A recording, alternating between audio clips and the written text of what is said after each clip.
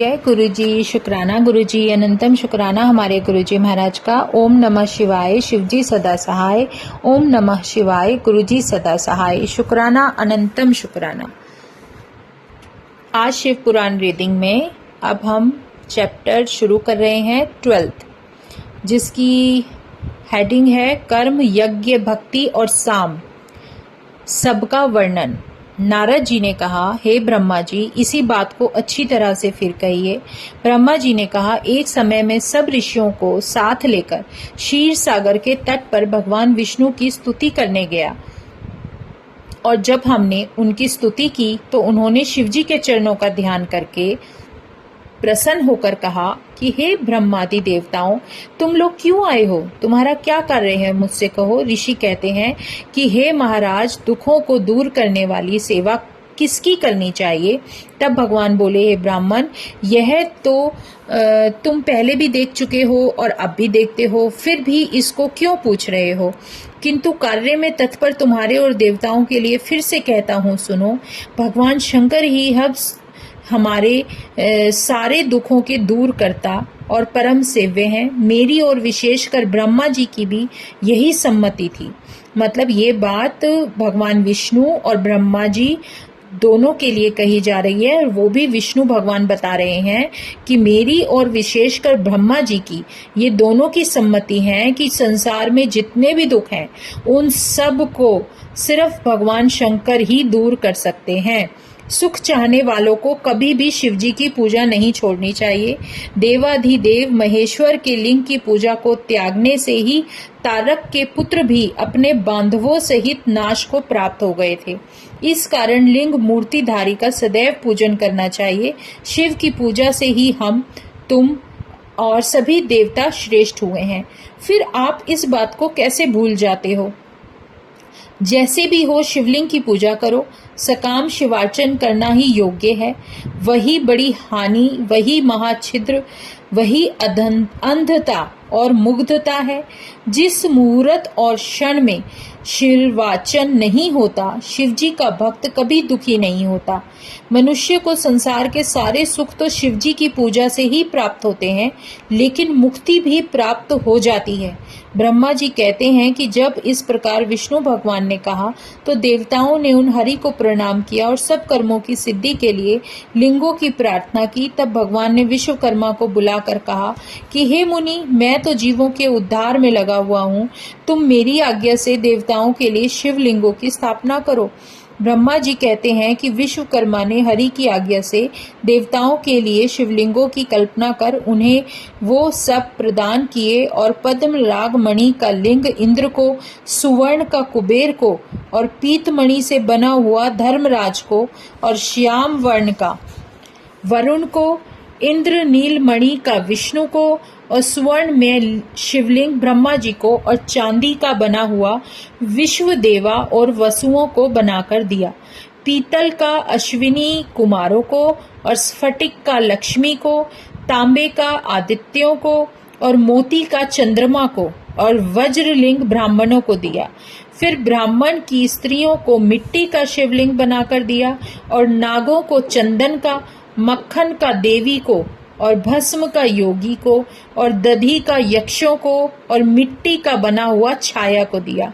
इस प्रकार जब सब तरह के शिवलिंग की प्राप्ति हो गई, तब विष्णु जी के वचनों को सुनकर मैं देवताओं सहित अपने लोक में आया, और सब ऋषि और देवताओं से फलदायक उनकी पूजा विधि को बतलाया, और कहा कि जब तक ज्ञान ना हो जाए तब तक सभी लोग विधि पूर्वक इस प्रकार शिवलिंग की पूजा करें, क्योंकि उच्च पद पर चढ़ने के लिए प्रतिमा पूजन परम आवश्यक है।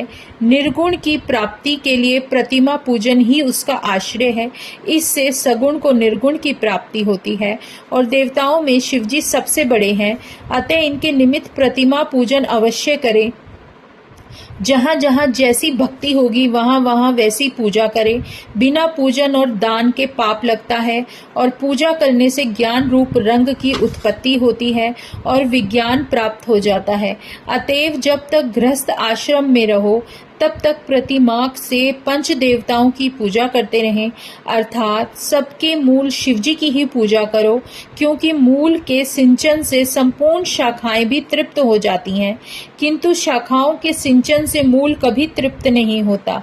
विद्वानों को थोड़े ही में यह जान लेना चाहिए कि शिवजी की पूजा करने से सब देवताओं की पूजा हो जाती है, इसलिए सब काम और फलों की प्राप्ति के लिए लोक के कल्याणकारी और सब प्राणियों के हित में तत्पर शिवजी की पूजा ही करें।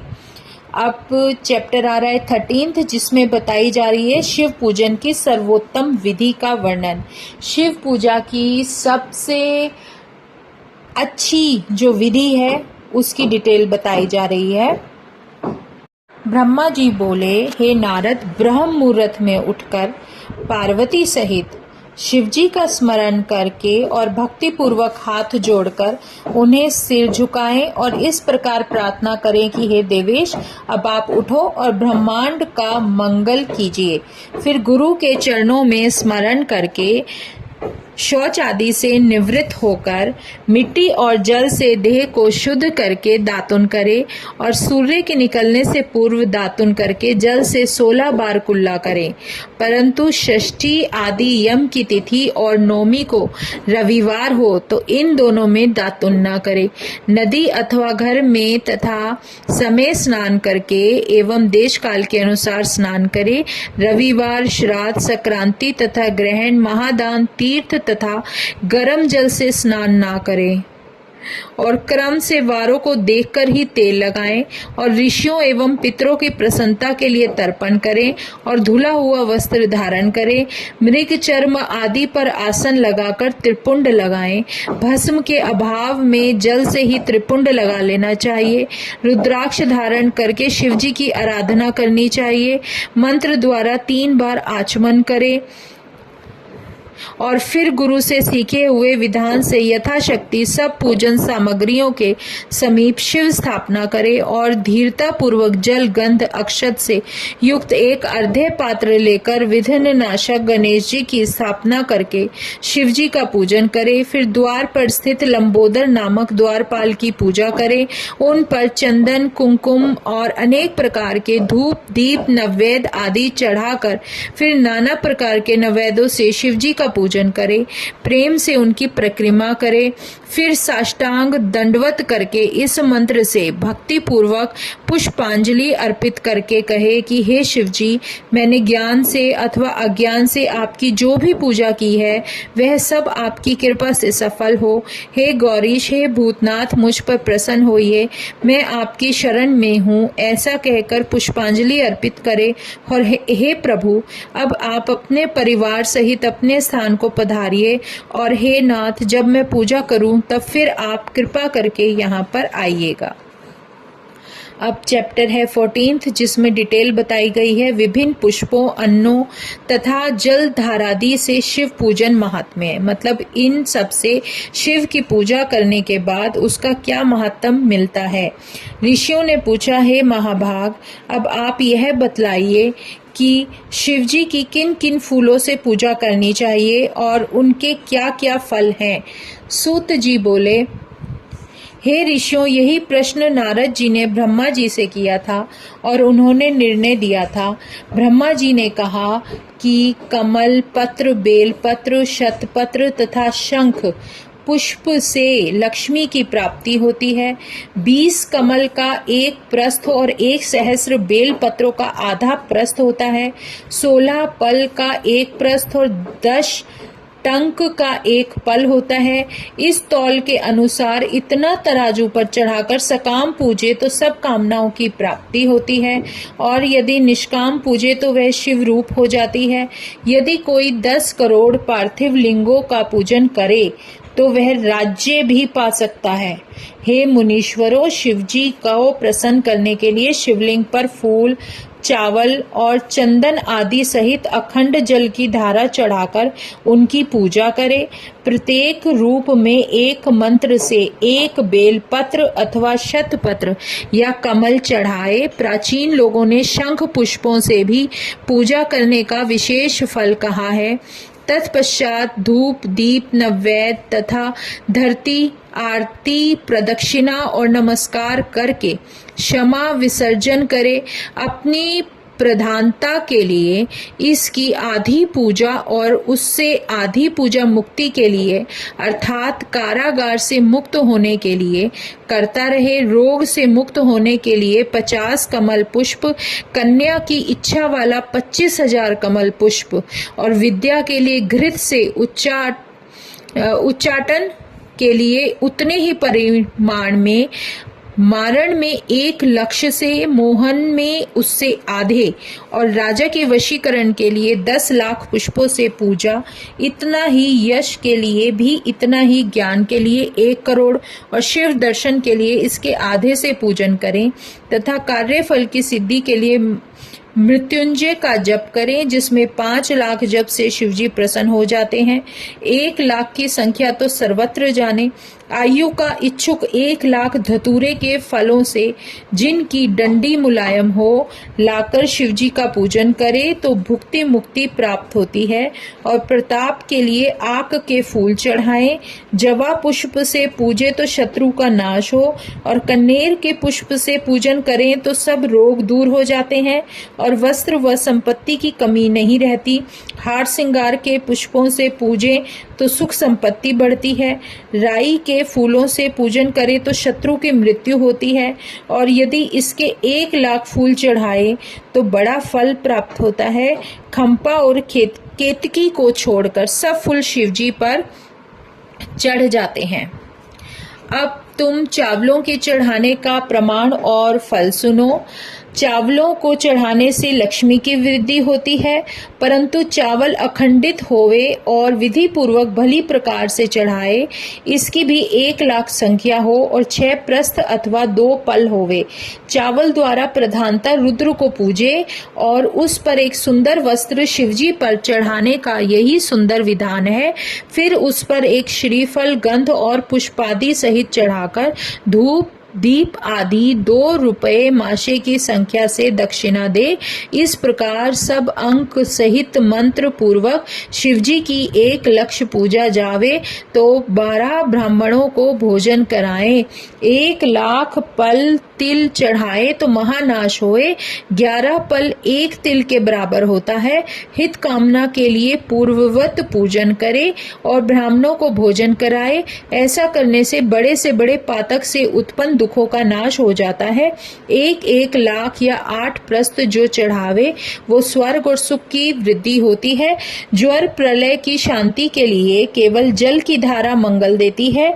इसमें शत रुद्रीय, एकादश रुद्र जप, रुद्र सूक्त, षंडक, महामृत्युंजय और गायत्री अंत में नमः लगाकर नामों से अथवा प्रणव से अर्थात ओम मंत्र तथा दूसरे शास्त्रोक्त मंत्रों से जल धारा चढ़ाए। धारा पूजन शुभ संतान वृद्धक है। यदि अपने घर में नित्य कलह होता है तो शिवजी पर जल की धारा चढ़ाए। यदि शत्रु को तपाना हो तो शिवजी पर तेल की धार चढ़ाए और यदि शिवजी पर मधु शहद चढ़ाए तो यज्ञ का राजा होते हो और यदि ईख का रस चढ़ाओगे तो आनंद मंगल होगा। यदि गंगा जल की धारा चढ़ाओगे तो भक्ति मुक्ति प्राप्त होगी, परंतु इसकी 10,000 संख्या का विधान है। यदि 11 ब्राह्मणों को भोजन कराओगे और स्कंद तथा ओमा रहित शिवजी की विधि सहित पूजा करोगे तो पुत्र पौत्र आदि के समेत सब सुखों को भोगकर अंत में शिवलोक के भागी होंगे। अब चैप्टर नंबर है 15 जिसमें बताया गया है कैलाश और बैकुंठ की उत्पत्ति कैसे हुई। नारद जी बोले, हे देवताओं में श्रेष्ठ महाभाग ब्रह्मा जी, हे देव आप धन्य हो। आपने हमको परम पावनी शिव की कथा सुनाई है और महादिव्य सुंदर लिंग उत्पत्ति आपने बताई जिसका प्रभाव सुनकर सब दुख नाश हो जाते हैं। इसके उपरांत जो महात्म्य और चरित्र हुआ तथा सृष्टि का प्रकार आप विशेष कर कहिए। ब्रह्मा जी बोले, आपने भली बात पूछी है। इसके पीछे जो हुआ जैसा हुआ मैंने सुना है, संक्षेप में कहता हूँ। जब शिव रूप सनातन देव अंतर ध्यान हो गए, हे विपेंद्र, तब मैंने और विष्णु जी ने बड़ा सुख पाया। मैंने और विष्णु जी ने हंस 12 का रूप धारण करके उन रूपों से लोगों को संवृत कर लिया और स्वर्ग की इच्छा की। नारद जी बोले, हे विधे, हे महापंडित, हे महाप्राज्ञ, मेरे हृदय में बड़ा संदेह है, सो आप अतुल कृपा करके मेरे हृदय का संदेह शीघ्र नाश कीजिए। आपने हंस और 12 का रूप धारण क्यों किया और रूपों को छोड़कर इस रूप के धारण करने का क्या कारण है? सूत जी बोले, महात्मा नारद जी के वचन सुनकर शिव के चरण कमल को स्मरण कर ब्रह्मा जी आदर से बोले, हंस के ऊपर गमन में निश्चल गति होती है और जल दुग्ध के विभाग के समान तत्व और अतत्व का विवेक होता है। हंस अज्ञान और ज्ञान के निर्णय में समर्थ है। इस प्रकार सृष्टिकारी ब्रह्मा ने हंस का रूप धारण किया। विवेक के प्राप्त न होने से यह हंस मैं वह हूँ लीन हो जाता है। ज्योति रूप शिव तत्व के जानने से प्रकट होता है। फिर जिसकी सृष्टि की प्रवृत्ति में कामना हो उसको किस प्रकार से ज्ञान होता है? इस कारण से मुझ हंस रूप ने विवेक न प्राप्त किया। अधोगमन में वाराह की गति निश्चल होती है। इस कारण विष्णु ने वनचारी वाराह रूप धारण किया, अथवा 12 कल्प के निमित्त उन्होंने यह रूप धारण किया। भुवन के नमनकारी विष्णु ने इस प्रकार यह रूप धारण किया। जिस दिन से विष्णु ने यह रूप धारण किया उस दिन से यह कल्पना 12 कल्प कहलाया। जिस दिन से उस रूप के धारण करने में उनकी इच्छा हुई उस दिन से प्रतिकल्प में यह कल्प 12 कल्प कहलाया है। हे नारद जी, इस प्रकार तुम अपने प्रश्न के उत्तर को सुन चुके हो। अब शंकर के चरण कमल स्मरण का सृष्टि का विधान कहता हूँ। महादेव के अंतर ध्यान होने पर मैं लोक पितामह ब्रह्मा उनके वचन सुनने को ध्यान में तत्पर होकर ध्यान करने लगा। शिवजी को प्रणाम करके उस समय हरि से ज्ञान प्राप्त करके परम आनंद को प्राप्त होकर सृष्टि करने में मन लगाया। और विष्णु जी भी सदा शिव को प्रणाम कर के मुझे समझा बुझाकर अंतर ध्यान हो गए। तब ब्रह्मांड से बाहर होकर शिवजी का अनुग्रह प्राप्त कर विष्णु जी ने तो बैकुंठ में निवास किया और मैंने सृष्टि की कामना से विष्णु और शिव को प्रणाम करके उस समय निर्माण किए जल में से अंजलि जल उठाकर उधर डाला। तब हे विप्र 24 तत्वों का उसमें एक अंड प्रकट हुआ। उस जल रूप को देखते देखते वह विराट रूप में बदल गया। तब मैं संदेह को प्राप्त होकर कठिन तप करने लगा और 12 वर्ष तक विष्णु जी का ध्यान करता रहा। हे तात, उस समय फिर विष्णु जी प्रकट हुए और प्रेम से मेरा अंग छूते ही विष्णु जी बोले, हे ब्रह्मा जी, तुम वर मांगो, मैं प्रसन्न हूँ। तुम्हारे लिए मुझे कोई वस्तु अदेय नहीं है, मतलब ऐसी कोई चीज या वस्तु नहीं है जो मैं तुम्हें नहीं दे सकता। हे ब्राह्मण, शिवजी के प्रसाद से मैं सब कुछ देने में समर्थ हूँ। ब्रह्मा जी बोले, हे महाभाग, यह आपका कथन युक्त ही है। शिवजी ने मुझको आपको दे दिया है, सो मैं उन्हीं का कहा मांगता हूँ। आपको प्रणाम है, आप दीजिए। 24 तत्वों का यह विराट रूपी अंड है जो चैतन्य नहीं होता और जड़ रूप दिखता है। हे हरे, आप शिव के अनुग्रह से प्रादुर्भूत हुए हो। अब शंकर की संभूति से इसको चैतन्य करो। यह कहते हुए शिव की आज्ञा से परायण महाविष्णु अनंत रूप से उस अंड के अंदर प्रवेश कर जाते हैं। वह पुरुष सहस्रों सिर, सहस्रों नेत्र, सहस्रों चरणों में समस्त भूमि को आक्रमण करके उसमें व्याप्त हो गए। फिर स्तुति से जब विष्णु जी उसके अंदर प्रवेश कर गए तब वह 24 तत्व का चैतन्य हो गया। पाताल से आरंभ करके 7 लोक के अधिपति हरि विराट पुरुष रूप में विराजमान हुए। उसमें कैलाश नगर सबके ऊपर विराजमान हुआ। उसको शंकर ने अपने निवास के लिए इस्तेमाल किया। हे मुनि श्रेष्ठ, मैं सत्य पद को प्राप्त होकर स्थित हुआ हूँ। हे तात, महादेव की आज्ञा से मैं सृष्टि की कामना से जब रचना करने लगा तब प्रथम पाप सृष्टि होने लगी। वही बुद्धि पूर्वक अविद्या पंचक तम प्रधान थे। तब मैंने प्रसन्नचित हो स्थावर पदार्थों की रचना की। फिर मुख्य सर्ग के निमित्त शिवजी की आज्ञा से ध्यान करने लगा। तब सृष्टि को देखकर मैं अपने कार्य साधन के लिए फिर से रचना करने लगा। तब तिरछे चलने वाले जीव प्रकट हुए जो दुख रूप थे, वह भी कार्य साधक ना हुए, और उस सृष्टि को असाधक मानकर जब फिर मैंने विचार किया, तब ऊर्ध्वगामी सात्विक सृष्टि प्रकट हुई।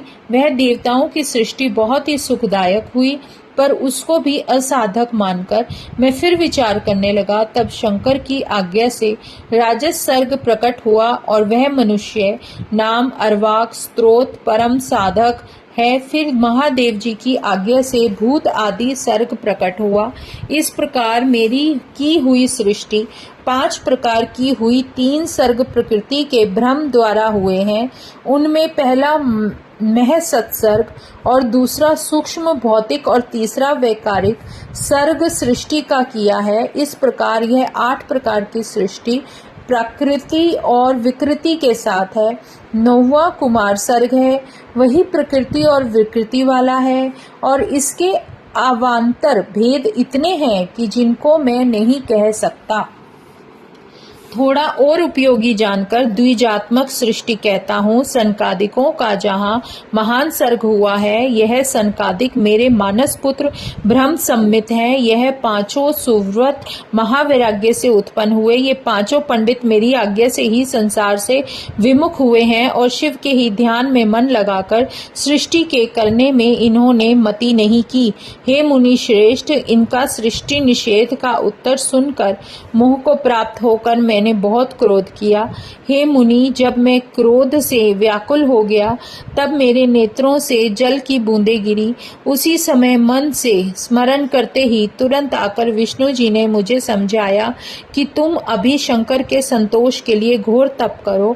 तब भगवान विष्णु ने यह शिक्षा की। तब हे मुनि सत्तम, मैंने घोर तप किया। तब सृष्टि के लिए तप करते हुए भोह और ग्राण के मध्य से अविमुक्त नाम देश से विशेषकर मुझसे त्रिमूर्ति के आदि कारण कृपा निधि सकलेश्वर अर्धनारीश्वर होकर पूर्णांश सकलेश्वर प्रकट हुए। उन्हें नमस्कार करके मैं बहुत प्रसन्न हुआ और कहा, आप अनेक प्रकार की सृष्टि कीजिए। तब यह देव महेश्वर मेरे वचन को सुनकर अपने समान बहुत से रुद्रों की सृष्टि करने लगे। तब महारुद्र महेश्वर से फिर मैंने कहा, हे देव, आप जन्म मृत्यु के भय वाली प्रजा की रचना कीजिए। करुणा निधि महादेव जी ने इस प्रकार से मेरे वचन सुनकर हे मुनि श्रेष्ठ हंसते हुए कहने लगे। महादेव जी बोले, हे ब्रह्मा जी, मैं जन्म मृत्यु के भय वाली प्रजा नहीं रचूंगा। जो अशोभन कर्मवश दुख सागर में मग्न हो, तो मैं दुख सागर में मगन हुई प्रजाओं का उद्धार करता हूँ। मैं उनको भली प्रकार अपनी गुरु मूर्ति से ज्ञान दूंगा। हे प्रजापते, यह दुख से व्याकुल प्रजा आप ही निर्माण कीजिए। मेरी आज्ञा से तुम माया से बद्ध न होंगे। ब्रह्मा जी बोले। इस प्रकार से वे नील लोहित भगवान मुझ में कहकर देखते देखते गणों सहित अंतर ध्यान हो गए। इसके अनुसार भगवान शिव ने यही, जो महाशिव हैं, उन्होंने यही बताया कि मैं गुरु रूप में ही इनका कल्याण कर सकता हूँ, लेकिन मैं इनकी रचना नहीं कर सकता। ऐसे लोगों को उद्धार करने के लिए ही मैं सिर्फ गुरु रूप में धरती पर आऊंगा। तो जय गुरु जी, शुक्राना गुरु जी। आज हमारे चैप्टर 15 कंप्लीट हो गया है। शुक्राना गुरु जी का अनंतम शुक्राना। ओम नमः शिवाय। शिवजी सदा सहाय। ओम नमः शिवाय। गुरु जी सदा सहाय।